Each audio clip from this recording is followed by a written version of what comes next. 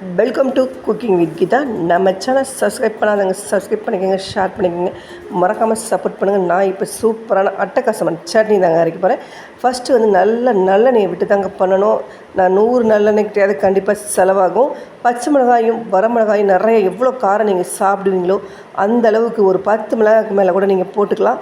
போட்டு நல்லா படப்படப்படான்னு வெடிக்கும் போது நீங்கள் டப்புன்னு மூடி வச்சிடணும்.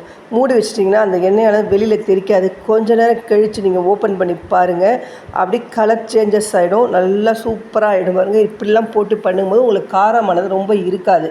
அப்புறம் ஒரு 30 வெங்காயம், சின்ன வெங்காயத்தை நிறையா போட்டுட்டு அதையும் நல்லா ரோஸ்ட்டாக இது பண்ணிக்கணும். 10 பல் கிட்ட பூண்டு போட்டுருங்க. போட்டு அதையும் நல்லா வதக்கி விடணும். வதக்கிட்டு அதையும் நீங்கள் மூடி வச்சுருங்க. அந்த வெங்காயமானதும் கலர் மாறணும்.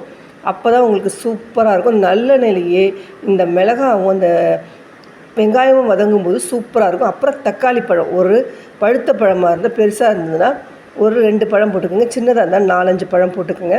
நான் பெரிய பழங்கனால 2 தான் போட்டிருக்கேன். அதை நல்லா வதக்கி விட்டுட்டு மூடி வச்சுருங்க. நல்லா குழஞ்சி வரும். அப்படி பார்க்கவே செம்மையாக இருக்குது பாருங்கள். இதே மாதிரி வந்ததுக்கப்புறம் பெரிய வெங்காயமும் ஒரு வெங்காயத்தை போட்டுருங்க. போட்டுட்டு அதையும் நல்லா வதங்கிடணும். நீங்கள் முன்னாடி போட்டாலும் ஓகே. அந்த சின்ன வெங்காயம் போட்டுறீங்க பார்த்தீங்களா, அந்த சமயத்தில் இந்த பெரிய வெங்காயத்தையும் போட்டுடுங்க. நான் கொஞ்சம் லேட்டாக போட்டுட்டேன். அதுவும் நல்லா வதங்கும்போது சூப்பராக நல்ல செம்ம டேஸ்ட்டு. புளியை போட்டுருங்க. அடுத்தது புளியை போட்டிங்கன்னா நல்லா அட்டகாசமாக சட்னி ரெடியாக போகுது. கொஞ்சம் நேரத்தில் பாருங்கள் நல்லா எப்படி வதங்கியிருக்கு. அந்த எண்ணெயும் நல்லா பிரிஞ்சிருக்கு. அந்த எண்ணெயை எடுத்துகிட்டு கொஞ்சமாக அதை இருக்கட்டும், எண்ணெய் இருந்தாலும் நீங்கள் இந்த எண்ணெயோடு சேர்த்து அரைக்கும் போது தான் சுவையானது நல்லா கிடைக்கும் உங்களுக்கு.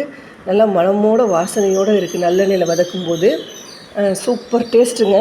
உண்மையால் எங்கள் பையன் சொன்னான், என்ன தெரியுமா சொன்னான், சாப்பிட்டுட்டு நீங்கள் நம்ப மாட்டீங்க, இப்படி ஒரு சட்னி நான் சாப்பிட்டதே இல்லைம்மா அப்படின்னா. எனக்கு அந்த வார்த்தையை கேட்கும்போது அவ்வளோ ஒரு சந்தோஷமாக இருந்தது, மனசுக்கு ரொம்ப ஹாப்பியாக இருந்தது. பொதுவாக நம்ம சமைச்சதை வந்து வீட்டில் கணவரோ இல்லை குழந்தைங்களோ சொன்னால் தான் நம்மளுக்கு அதில் ஒரு சந்தோஷங்க. நம்ம சமைச்சு போடுறது வந்து ஒரு பெரிய விஷயமே இல்லை. நம்ம சமைச்சதை அவங்க சந்தோஷமாக சாப்பிட்டு நல்லா இருக்குன்னு சொல்கிறாங்க பாருங்கள், அதில் ஒரு சந்தோஷம் கிடைக்கிறதுல வேறு எதுவுமே கிடையாது. உப்பையும் சேர்த்துட்டு ஆறுனதுக்கப்புறம் மறுபடியும் நீங்கள் வதக்க போகிறீங்க. மறுபடியும் எண்ணெயை விட்டுக்கோங்க. எண்ணெயை விட்டுட்டு கடுகு தாளிச்சுக்கோங்க. அதுக்கப்புறம் வதக்கி இந்த அரைச்சி வச்சதை அதோட சேர்த்துருங்க.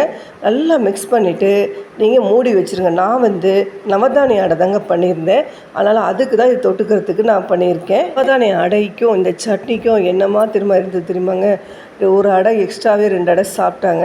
சாப்பிடாது எங்கள் வீட்டில் அவர் எப்போது 2 தான் சாப்பிடுவார், இன்றைக்கி கூடுதலாகவே சாப்பிட்டாங்க. அவ்வளோ டேஸ்ட்டாக சூப்பராக இருந்தது. நீங்களே இதே மாதிரி செஞ்சு பார்த்துட்டு குழந்தைங்களோட சந்தோஷமும் அந்த பாராட்டையும் வாங்குங்க. நம்ம அடுத்த நல்ல வீடியோவில் பார்க்கலாம். அது வரைக்கும் டட்டா.